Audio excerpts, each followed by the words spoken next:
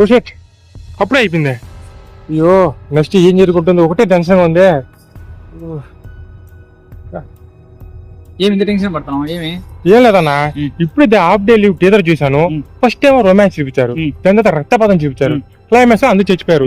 వాళ్ళు నిజంగా చచ్చిపోయారా బతుకున్నారా అది ఒకటే సస్పెన్స్ గా ఉందని ఏం అర్థం కావట్లేదన్నా. నీకు తెలుసుకోవాలనుందా? అవునా?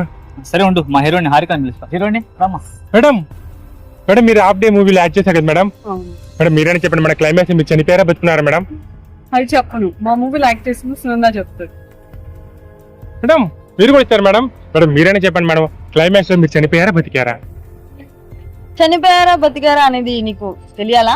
తెలియాలి మేడం, వాళ్ళు సస్పెన్స్ తట్టుకోలేకపోతున్నాను మేడం. అయితే November 9th See you on theater. See you on theater.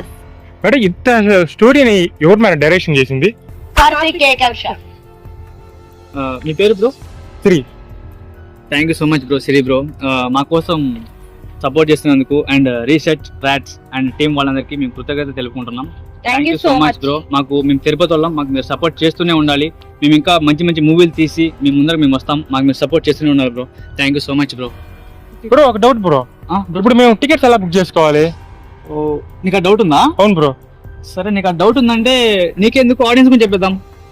Audience ticket price వచ్చి మేము స్కానర్ పెడతాం. సరే 70 రూపీస్ టికెట్, ఓకేనా? November 9th బుక్ చేసుకోండి. ఇప్పుడే టికెట్స్ ఓపెన్ అయ్యాయి, బుక్ చేసుకోండి. November 9th తప్పకుండా వచ్చి అందరూ నవ్వి ఎంజాయ్ చేసి ప్రతాప్ థియేటర్ జాగ్రత్తగా ఇంటికి వెళ్ళండి, ఓకేనా? Bye. Thank you bro. Thank you so much. Thank you bro.